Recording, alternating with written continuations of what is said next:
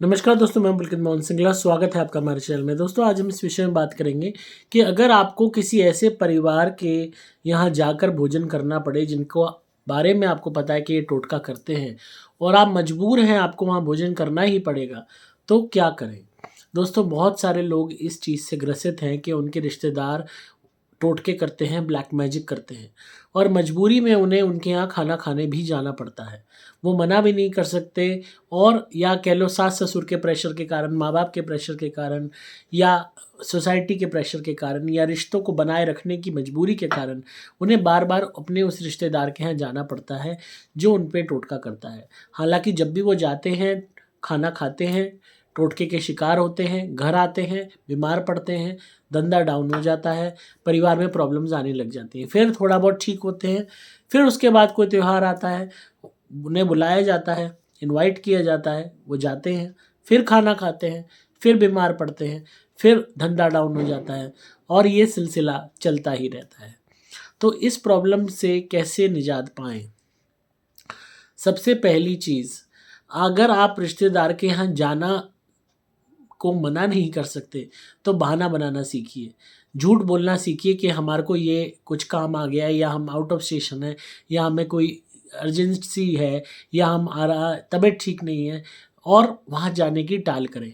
झूठ बोलना पाप है कहते हैं, पर अपने जीवन को बचाने के लिए अगर झूठ बोलना पड़ रहा है तो वो कोई पाप नहीं है, वो अपनी सुरक्षा है। आपको पता है कि सामने मगरमच्छ है और आप उसमें हाथ डालोगे उस पानी में, तो वो आपके हाथ को खा जाएगा। तो इससे अच्छा आप यही कह दो कि आपको प्यास लगी नहीं है, चाहे भले ही आपको कितनी प्यास लग रही हो पानी पीने की। तो उसका इलाज ही ये है कि पहली चीज़ कि आप वहाँ जाने के लिए बहाने बनाओ, ना जाने के लिए बहाने बनाओ और क्लियरली पूरा मजबूत होके बोलो कि भाई हम नहीं आ पाएँगे क्योंकि हमारा XYZ ये प्रॉब्लम है।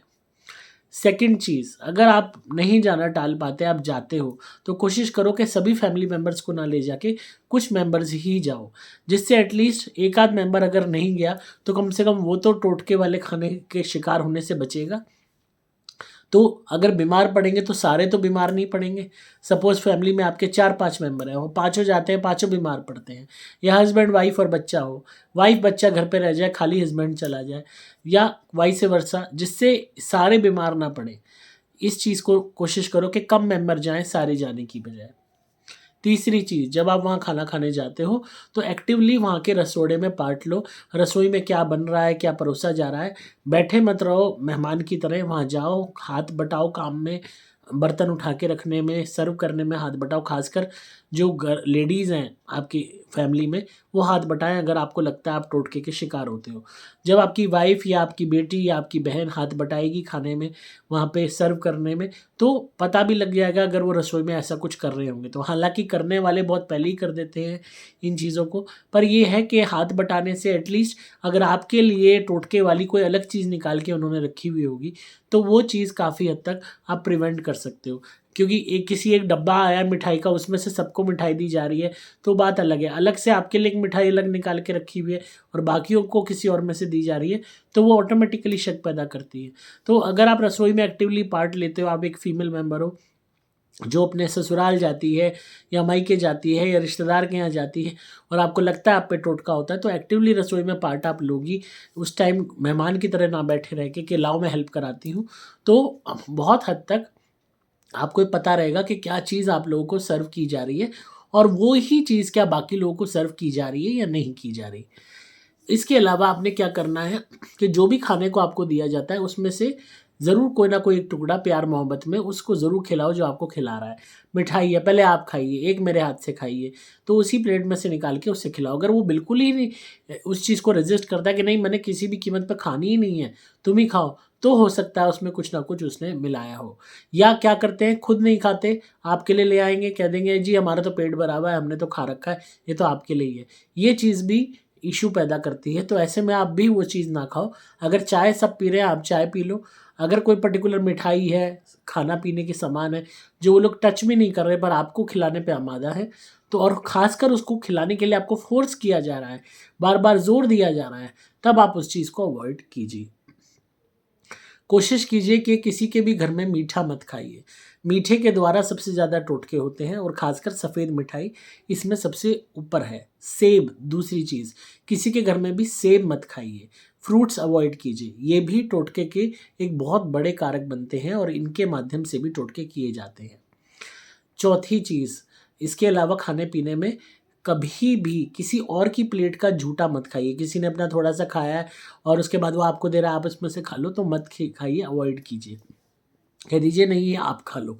कई दफ़ा लोग प्यार जताने के लिए अपनी प्लेट में से खिलाने की कोशिश करते हैं, तो वो चीज़ भी आपके लिए नेगेटिव साबित हो सकती है, अगर ख़ासकर कोई भी बंदा किसी भी फ़ॉर्म की क्रिया आप पे करना चाहता है। अगर आपको लगता है कि जब भी आप वो खाना खाते हैं तो उसके बाद आपको घर जाने के बाद वॉमिटिंग होती है, तबीयत ख़राब होती है, बुखार आता है, जमाई आती है, आपका दिल घबराता है, चक्कर आते हैं या उसके बाद आपको बुरे सपने आते हैं या उसको खाने के 1-2 दिन बाद, कुछ दिनों बाद ही आपको प्रॉब्लम बढ़ने लगती है, फूड पॉइज़निंग हो जाती है या कोई लॉस हो जाता है या आपके घर में झगड़ा कलेश हो जाता है, तो कोशिश कीजिए कि उनके यहाँ का खाना-पीना मत खाइए। ये चीज़ें टफ़ हैं, बहुत लोगों के लिए टफ़ है ऐसा करना, प्रिवेंट करना, ख़ासकर क्योंकि संबंधों की बात आ जाती है, रिश्तेदारी की बात आ जाती है। पर आप बहुत हद तक प्रिवेंट कर सकते हो, बुरे बन जाओ पर अपनी सुरक्षा के आगे कुछ भी मत देखो। मैं आपसे एक अपना पर्सनल इंसिडेंट शेयर करता हूँ। मेरे एक रिलेटिव थे जो ब्लैक मैजिक करते थे बहुत ज़्यादा। तो मैं उनके यहाँ गया, उन्होंने चाय ऑफ़र करनी चाही। उन्होंने कहा चाय पियोगे? मैंने कहा नहीं, मैं चाय मुझे नहीं पीनी, मेरा मन नहीं है एंड जनरली मेरा मन नहीं था चाय पीने का उस दिन। तो उनको वो बात बुरी लग गई कि इसने चाय नहीं पी। नेक्स्ट टाइम जब मैं उनके यहाँ गया तो उन्होंने चाय के लिए पूछा, पर उन्होंने एकदम अपने वाइफ़ को कहा कि चाय तो बनाना पर इनके लिए मत बनाना, ये चाय नहीं पीते हैं। और उस दिन मैंने कहा कि हाँ, मेरा मन तो है चाय पीने का, आप पिला दो। उन्होंने कहा नहीं, तुमने उस टाइम रिफ्यूज़ किया था चाय को, तो मुझे पता है तुम चाय नहीं पीते हो, तो अब तुम्हारे को चाय मिलेगी ही नहीं।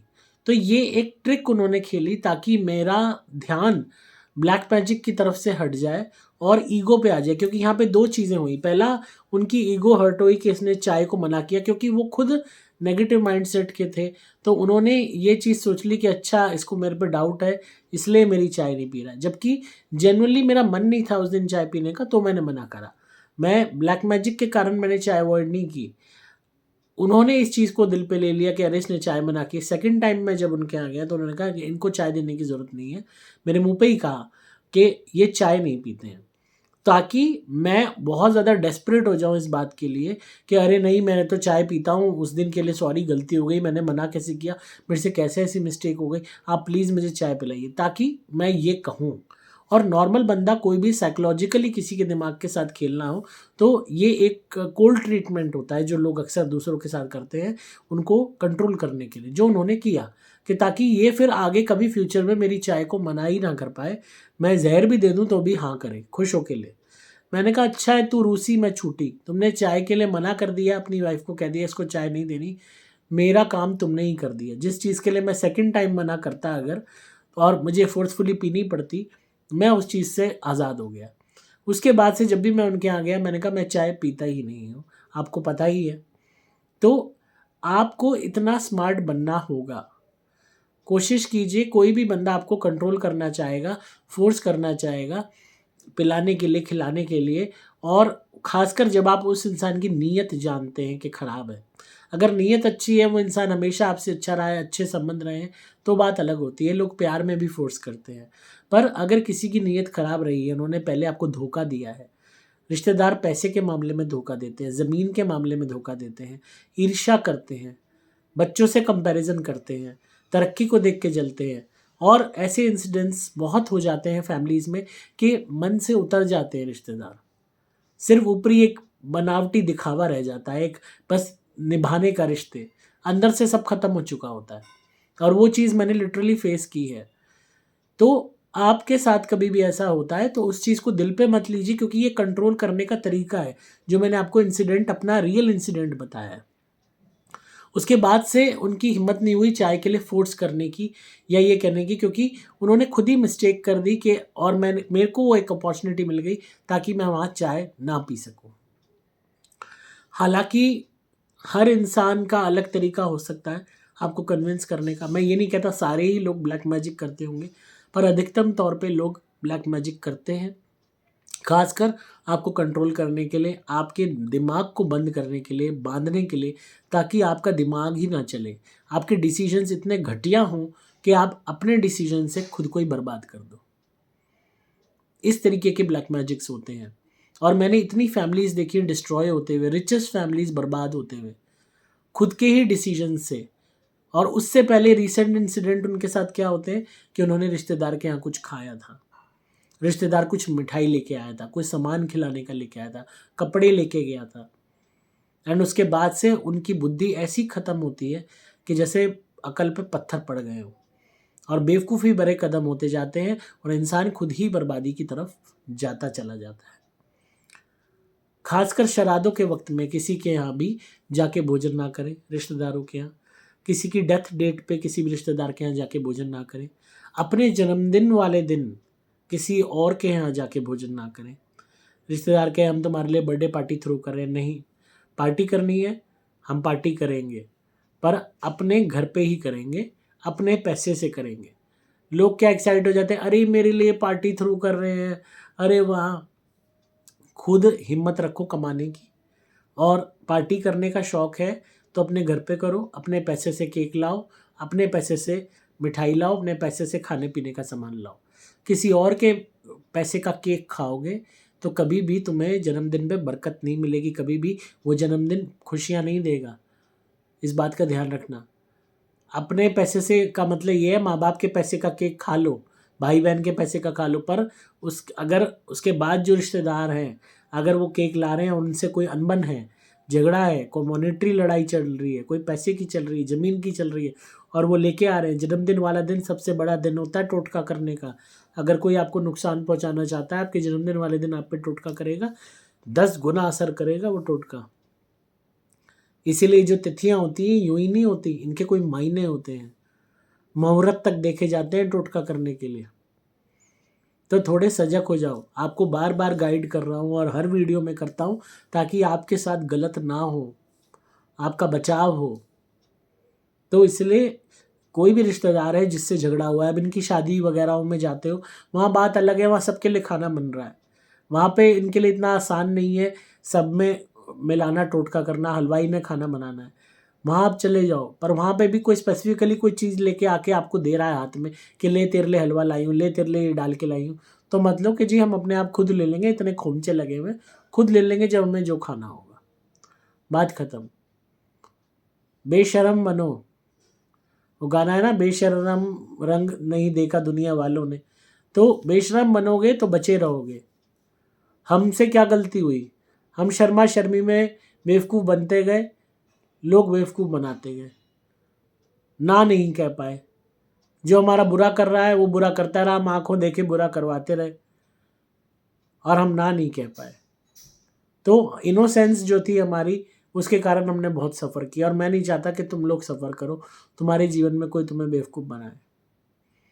हमेशा शक रखो, हमेशा देखकर, मैं ये नहीं कह रहा आप पूरी दुनिया पे शक करो, हर एक पे शक करो, पर जिसने आपके साथ बुरा किया है, धोखा दिया है, उस इंसान पे अंधे होके भरोसा मत करो। आप उसको दोबारा मौका दे रहे हो आपकी पीठ में छुरा घोंपने का, इस बात को ध्यान रखना। तो अपनी प्रोटेक्शन सबसे पहले है, सबसे बड़ी प्रायोरिटी है। जहाँ भी खाना खा के आ रहे हो उसके बाद घर आने के बाद अपना नारियल उतारा ज़रूर करो, और धुनी करो। हमारी नारियल उतारा इसलिए इम्पोर्टेंट है वहाँ से आके अपना करने का, ताकि अगर आपके ऊपर कोई भी टोटका किया होगा, कोई भी असर होगा तो वो हट जाए। और धुनी करो घर में, ताकि कोई भी नेगेटिव ऊर्जा साथ में ना आए। आते ही घर में सबसे पहले धुनी जलाओ हमारी, उसके बाद कोई काम करो। आप अपने आप देखोगे कि किसी ने कितनी ही इंटेंसिटी से ब्लैक मैजिक किया होगा, उसका असर कम होना शुरू हो जाएगा। तो इन चीज़ों का थोड़ा ध्यान रखोगे तो ऑटोमेटिकली आप प्रोटेक्टेड रहोगे ब्लैक मैजिक से। तो आई होप आपको आज की वीडियो पसंद आई होगी। ज़रूर बताइएगा कमेंट्स में वीडियो कैसी लगी। धुनी के लिए और क्रिया वाले नारियल के लिए आप व्हाट्सएप पर संपर्क कर सकते हैं 8130331007 पे व्हाट्सएप मैसेज द्वारा। मैं हूं आपका दोस्त पुलकित मोहन सिंगला।